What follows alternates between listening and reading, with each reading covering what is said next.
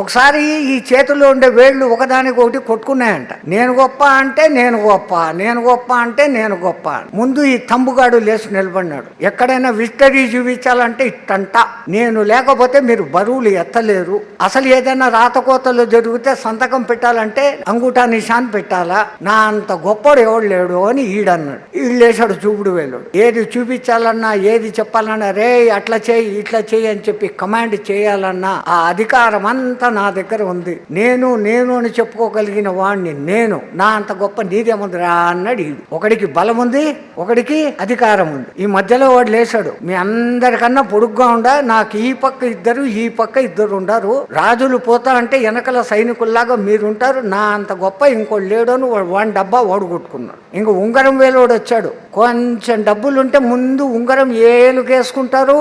సంపదకు మూల కారణం నేను కాబట్టి నా అంత గొప్ప లేదు అన్నాడు. పాపం ఈ చిటికెనేలు ఏం మాట్లాడలే. అది పొట్టిది కదా పాపం.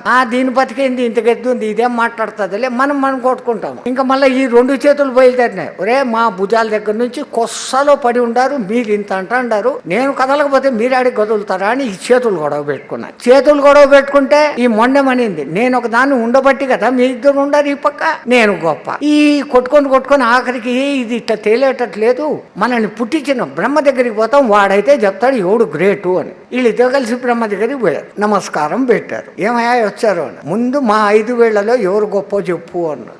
అసలు నీ సమస్య ఏంటి అన్నాడు. అంగుట వేసేది నేను కదా, ఏం కావాలన్నా ఈ చెయ్యి లేకపోతే పని చేయదు కదా, బాణాలు వేయాలంటే ఈ ఏలు ఉండాలా, ఏకలవ్యునికి ఈ ఏలే తీసుకున్నారు కదా, సో ఐఆమ్ గ్రేటు అని ఈడు మళ్ళీ అదే చదువుతాడు. ఎవరిది వాడిని చెప్పుకున్నాడు. ఆ చిటికిన వేళ మరి వీళ్ళంతా ఇంత మాట్లాడుతుంటారు, నువ్వేం మాట్లాడలేదు అంటే నా బతుకు ధన్యమైపోయింది బ్రహ్మదేవ అన్నాడు. ఎందుకయ్యా అంటే ఇప్పుడు రాగానే మేము నమస్కారం పెట్టాం కదా, నమస్కారం పెడితే ముందు నేనే కదా మిమ్మల్ని చూసింది, వీళ్ళంతా నా వెనకబడి ఉండారు. డబ్బు లేదు, గొప్పతనము పెద్దరికము లేదు, అధికారము లేదు, బలము లేదు, నిన్ను చూసుకునే మహత్తర భాగ్యం నాకు కలిగింది అని వినయంగా చెప్తూ గొప్పోళ్లకు ఋషులకు మునులకు దేవుళ్లకు ఎవరికి నమస్కారం పెట్టినా ముందు నేను వాళ్ళని దర్శించుకుంటోండా. రెండవది పెళ్ళై సప్తపది నడిచేటప్పుడు భార్యాభర్తల్ని ఇద్దరిని కలిపేది నేనే అని చెప్పిందంట.